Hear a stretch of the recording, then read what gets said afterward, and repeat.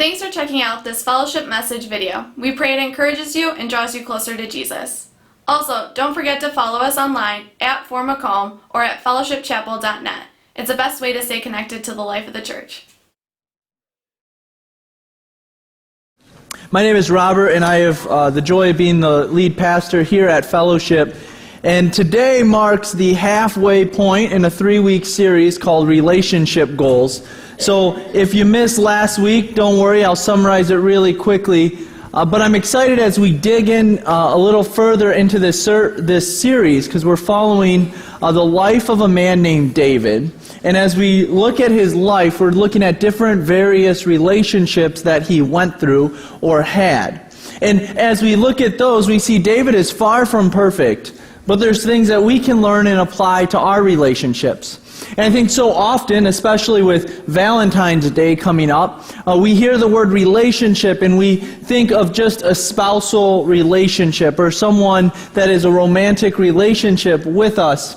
But the reality is many of us have different stories and we come from different backgrounds, and that's not always our story. For some, this could be a really, really hard Valentine's Day. For others, this is maybe a time where we just kind of try to avoid the holiday altogether, and so then to have to hear a pastor speak on relationship just maybe makes our anxiety that much greater. Let me just share this with you. This applies to any relationship. It could be the relationship you have with a friend, a neighbor, a coworker, a grandchild, a child of your own. It could be a relationship you have with a sibling. Whatever that relationship is, there's things that we can learn from it and then apply. And then as we see that happen, our relationships become healthier and healthier. Last week, the relationship goal that we looked at was simply this: to know the heart. To actually know the heart of the other person. When you know their heart, when you actually understand where they're coming from, we're less likely to jump to conclusions or to jump to answers, but rather we're able to have a little bit of a step back and we're able to take some time and we're able to actually hear where they're coming from. And so that's what we looked at last week, is instead of just being so quick to respond or maybe trying to fix a problem or try to have an answer, take a step back. Actually understand what the heart is going on behind, and then take that time to really let God use you to respond in His time and in His way. I shared a practical step of how I've had to wrestle with and learn that it's oftentimes in those times of conflict or not knowing what to respond, that when I simply just quietly say, God, what would you like me to say next? It causes me to pause. It causes me to bring Him into the situation and to get to know the heart of the person that I'm talking with. This week, we're going to look at relationship goal number 2, and that goal is to guard against comparison. Guard against comparison. Have you ever noticed how much you are bombarded with comparisons? So I love going to conferences from time to time, and when I go, there's a question that I can guarantee is going to be asked. Now, I go to conferences of church leaders and people who work in churches, so maybe you've gone to a conference for your work setting, and it's a similar question, but here's the question that within the first 5 minutes of meeting someone, I am guaranteed to be asked. You ready for it? How big is your church? Every single time. And so then you see all the pastors kind of like back away from the question. The first one, I come from a church of 1,500 people a week. The next one, I come from a church of 30 people a week. And it seems like everyone is caught up in numbers and what their attendance is. But what we're really falling for is a comparison trap. Well, how big is your church? How big is your church? What does your church look like? What does your church look like? And it creates this unhealthy relationship where instead of being able to talk about how God's moving in our churches, we're just focused on how many people are showing up at our churches. And so it's the one question that I try to avoid. I got another challenge. Maybe it's not at a church conference, but when's the last time you were on Facebook, Instagram, Twitter, Snapchat, you name whatever medium you were on, the last time you were on it, I give you 10 minutes the next time to start counting. Set a timer. Set it for 10 minutes and tell me within 10 minutes, how quickly do you start comparing your life to something else that you see on the social media? It's like something that we just immediately do. Our life was going one direction, but all of a sudden we saw something about someone else's life, and we dig into this comparison trap. I often share that my wife doesn't even have social media, and she openly says this because she is the first one that would say every time you get on it, it sucks you in, and you begin to start comparing your life to the life of other people. I think of the feedback that even people will give me. They'll message me, and these are people that I haven't seen in maybe 15 years. And they'll say, wow, you have such a beautiful family, and your life looks so great. And it's in those moments, I just want to take out a live view of what's really happening in the Wendt household. And be like, that picture looks great, sure, but you see the big bruise on my kid because the other one just threw a hockey puck across the room. There's times where we might see it and we see someone else's life and then we want what they have. It's a comparison trap. And it quickly comes into our lives. In fact, the very first murder in the Bible happened because of a comparison. Cain famously kills Abel. Why? Because his sacrifice to God was not the quality of sacrifice that Abel's sacrifice was. Jealousy set in. The comparison trap happened, and a murder took place. See, this is the thing about comparison. Comparison opens the door to jealousy. We don't just get jealous all of a sudden of someone else. We don't all of a sudden want what they have. But we begin to compare. We begin to see their life and our life. And as we begin to compare, this door is opened up to jealousy. We see this take place as we follow this story of David. So last week we went through a few chapters where we looked at how David went on to, first he was anointed by the priest, he was anointed by Samuel, we see. And as Samuel anoints him, we see that he wasn't even at the original gathering, that in fact his father Jesse had first shown 7 other siblings, and then when they weren't the ones, they actually had to go out and find David and bring him into the situation, and then he was the one who was chosen. From then we see that he went into the battlefield and he took down Goliath, and that's what really framed our whole message last week. Well, this week we're going to continue in that, and we're going to start in 1 Samuel chapter 18. So we have these new Bibles, well, they're second-week-old Bibles in the chairs in front of you. So if you want to grab one of those out, we're going to be on page 244, and we're going to be starting in chapter 18. And let's just read the first few verses together. After David had finished talking with Saul, he met Jonathan, the king's son. There was an immediate bond between them, for Jonathan loved David. From that day on, Saul kept David with him and wouldn't let him return home. And Jonathan made a solemn pact with David because he loved him as he loved himself. Jonathan sealed the pact by taking off his robe and giving it to David together with his tunic, sword, bow, and belt. Whatever Saul asked David to do, David did it successfully. So Saul made him a commander over the men of war, an appointment that was welcomed by the people and Saul's officers alike. When the victorious Israelite army was returning home after David had killed a Philistine, women from all the towns of Israel came out to meet King Saul. They come out. I want to pause there. They're coming to meet King Saul. They're coming back from victory. And here's what happens next. They sang and danced with joy, with tambourines and cymbals. This was their song. Saul has killed thousands and David his 10,000s. This made Saul very angry. "What is this?" he said. "They credit David with 10,000s and me with only thousands? Is there a comparison taking place? Well, David, why does he get all the tens of thousands and I only have the thousands?"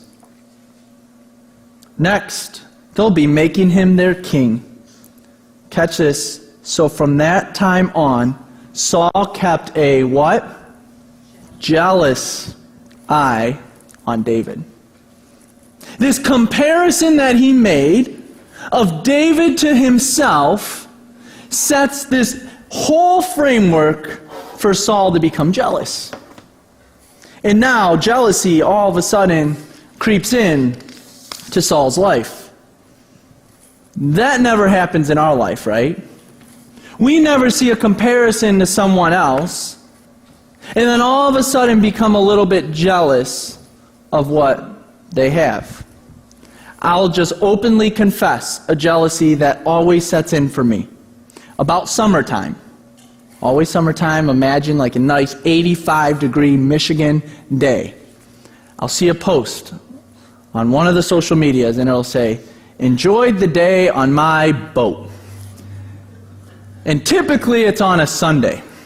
So then I sit there and I say, well, I enjoyed the day with my church, but I wasn't on a boat.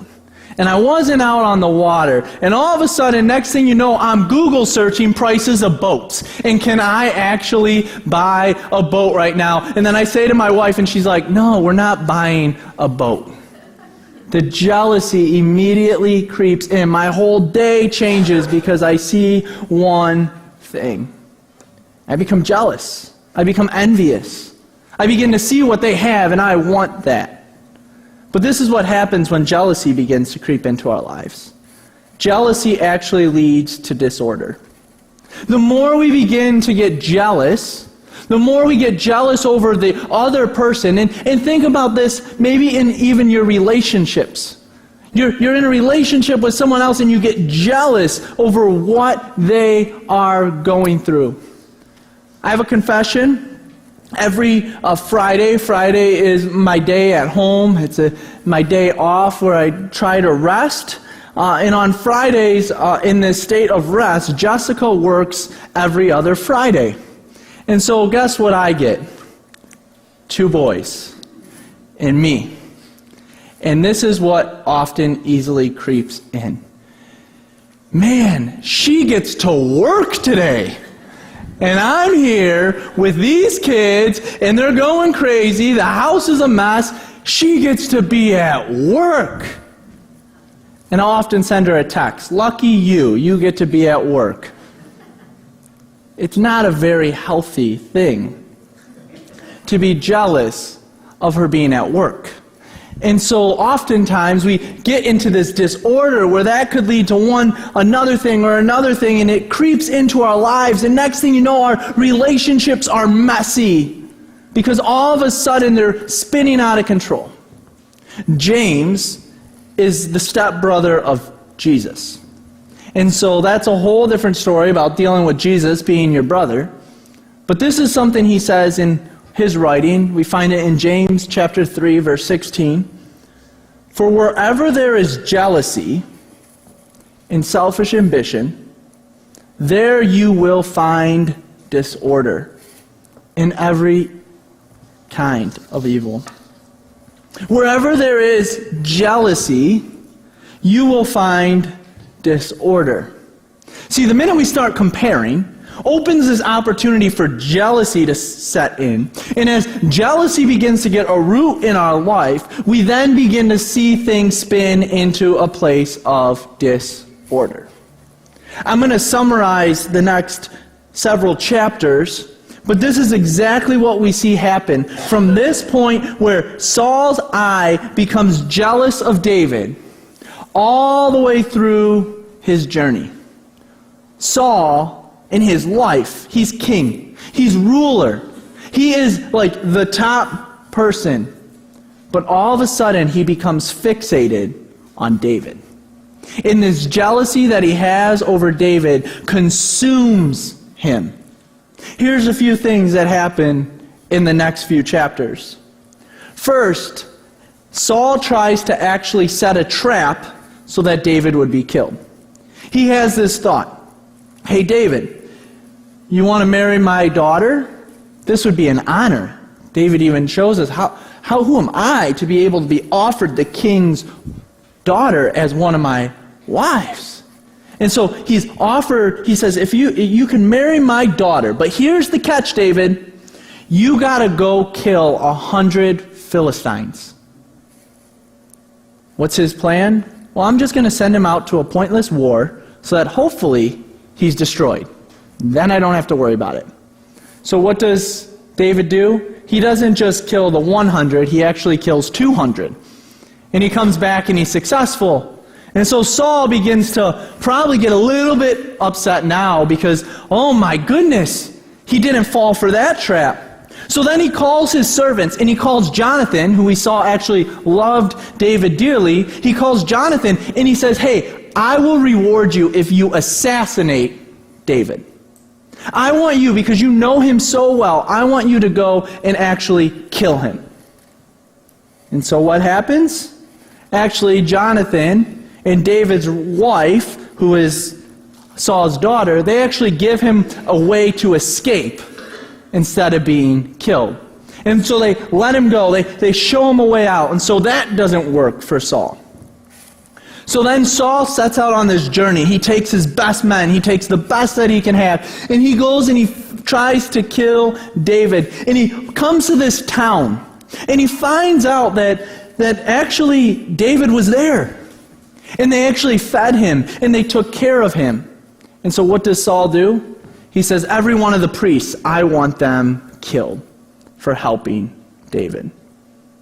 Do you see a little disorder taking place in his life? He's on a rampage. And why is he on a rampage? Because jealousy set into his life. Now, you're probably sitting there, and you're like, well, I mean, I get jealous from time to time, but that's some extreme disorder. But let's put it to maybe a level that we can grasp. How often do we come up with plans in how we can seek to get even with someone else? Well, they did this, so I could do this. Or how often do we maybe become jealous of someone else or a relationship or something that they have? And so instead of being excited for them, we actually start to gossip about them, and we begin to cast dispersion, and we begin to talk negatively about them. Or what if, especially when we see other people, we try to take them down, we try to bring other leaders into it, we try to bring other people into the situation, we try to show them our side and say, can you believe this person? Because jealousy has taken over our lives. In fact, one thing can change the whole trajectory of everything else. One thought, one stumble on a post, one comment can make us from going this direction to going this direction, and it's all because we made a comparison. The next few chapters that I just summarized all happened because Saul became jealous of David. His life could have been way different had he not done that. So that's the one side. That's Saul's side of it. We see that this jealousy happens because he makes a comparison. Well, David killed tens of thousands. I'm only credited with thousands. This is unfair. He sets a jealous eye. This jealous eye creates disorder in his life. We see something else happen with David. We're going to be in 1 Samuel chapter 24, so you're going to have to flip a few pages ahead. It's page 249.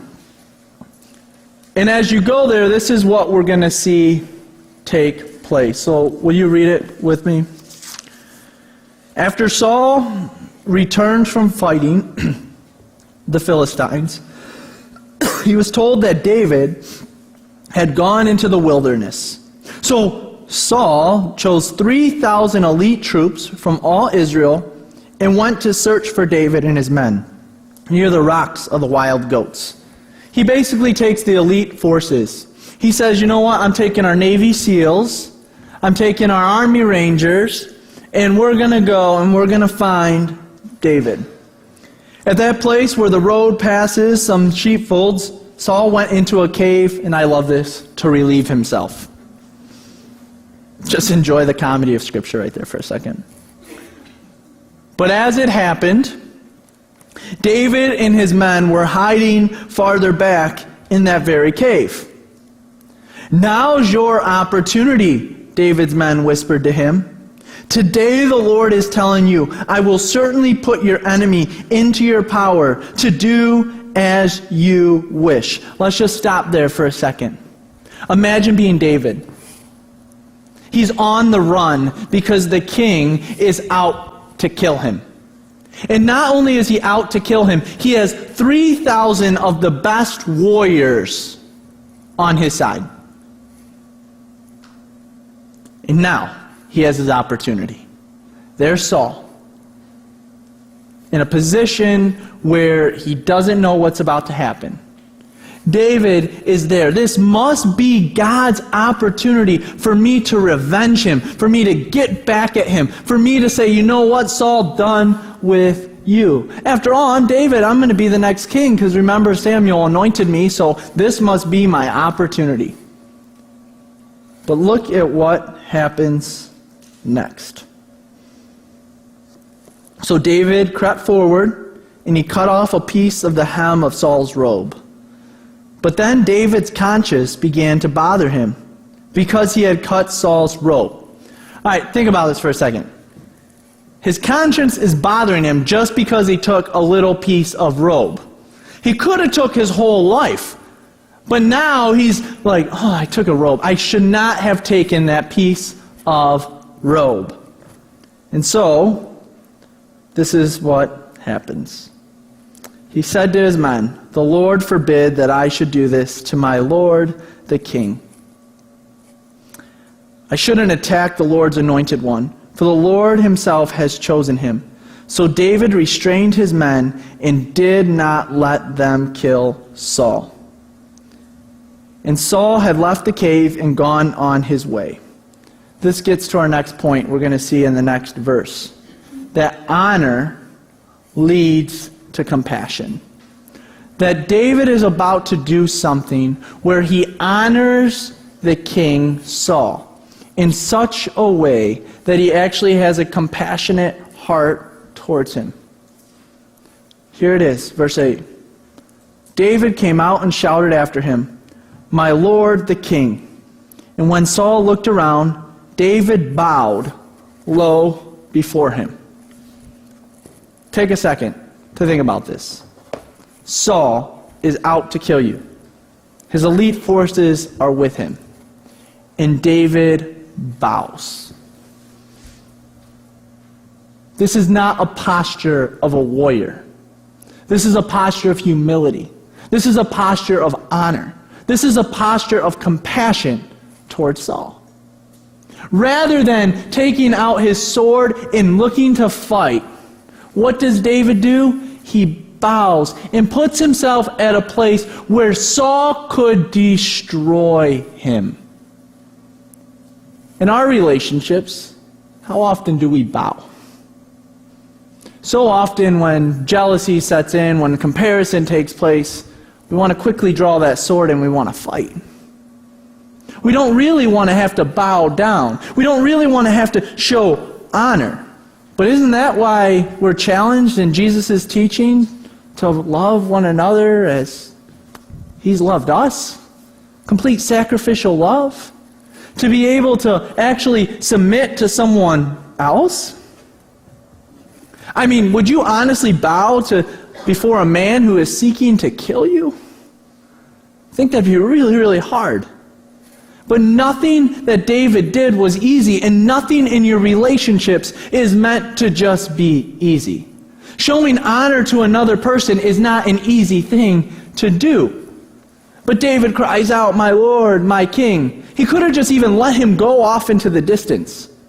But he drew attention to himself on top of it all. See, nothing about honor is easy because it often means sucking up your pride. It means putting the other person before yourself. But why do we so often want to pull out that sword? Why do we want to get even? Why do we want to set the playing field so that, we can be on the same page as that other person? Why do we do that? It's often because we want something in their life to change. We want something in their life to be different. We want them to be more like us, and so we try to cut them down to our level. We try to maybe get people around us to rally against them so that we can be on even playing field. We want some sort of transformation to take place. Why do we even get in arguments with other people? It's not often, I don't ever catch myself we call it a heated conversation. I don't ever find myself in a heated conversation with my wife because I'm telling her how horrible I am. Well, Jessica, I am the worst person in the world. You wouldn't believe how bad I am. Oftentimes it's, how could you hurt me like that? How could you say that? And typically she doesn't do that. It's me being a little delusional in the situation. But it's often about how I can get even with the other person, not how I can say, you know what, I messed up in this situation. I don't usually do that with a vengeant voice or a loud voice or with a lot of enthusiasm to it. So in order to make transformation actually possible, you have to show honor, because honor makes available transformation. If you actually want someone to change, you have to actually show honor to them, which means actually having to put yourself in a place of submission. Rather than trying to force something or trying to fight something or trying to force change, you have to bow as David did, and you have to say, you know what? I'm not really that great. Let me honor you. And check what happens next. Go to verse 16 with me. When David had finished speaking, Saul called back, "Is that really you, my son David?" Then he began to cry. Picture that moment. Saul was out to kill David. Now he's at a place of tears. What did David do? He showed honor to him. He literally honored him. He didn't take his life. He said, look, I'm honoring you. And next thing you know, Saul's crying. And he said to David, you are a better man than I am, for you have repaid me good for evil. Yes, you have been amazingly kind to me today. For when the Lord put me in a place where you could have killed me, you didn't do it. Who else would let his enemy get away when he had him in his power? May the Lord reward you well for your kindness you have shown me today. And now I realize that you are surely going to be king, that the kingdom of Israel will flourish under your rule. Now swear to me by the Lord that when that happens, you will not kill my family and destroy my line of descendants. Do you see what took place in Saul's life? His heart's completely changed because of the honor he was shown by David. If you want something to change in your relationships, and I know you probably know what relationship you're thinking about, I'm sure there's one. Whatever you want to change, whatever transformation you want to take place, let me ask you, are you coming at it with a jealous eye, like Saul? Or are you coming at it with a place of honor, like David? And if you truly want change to happen, you need to bow a little more in your relationships. Because when you show honor to another person, they actually begin to have self-awareness of what's really happening. That's what happened with Saul. David didn't have to say, yeah, you've been trying to chase me down for all this time. You've been horrible to me. What does Saul say? You're a better man than I am. That's in summary. But he's saying that because he says, look at your actions. They speak so differently than my actions. So if you want people to have that viewpoint of you in your relationships, the question is, are you acting like Saul or are you acting like David? So here's our challenge for the week. To guard against jealousy. Because when you become jealous, what ends up happening is you only hurt you. The other person's life isn't impacted by your jealousy. Only your life begins to be impacted. For the silly analogy, those people out on their boats on that 85-degree day aren't thinking about me and how I'm frustrated about not being out there on that 85-degree day. So why do we let it creep into our lives? Why do we let it just hurt us and tear us apart? Why do we do that? It's because we let jealousy get the best of us. So if we want to see healthier relationships, we got to guard against it, and we got to show a little more honor. Each week we're going to end with a psalm. And so as the team begins to play, I'm going to read a psalm that David wrote. It's Psalm 63. I put part of it in your bulletin. There's a card in there with the psalm, and that's for you to really reflect on. Last week we looked at Psalm 23. This week we're looking at Psalm 63. And I'm going to read from it for you. And I want you to just hear these words. Now we know that David wrote these words while in the wilderness, while Saul was pursuing him. So his heart is from a place where he is being pursued, where someone is trying to actually kill him. And this is what he says in that situation. Oh God, you are my God.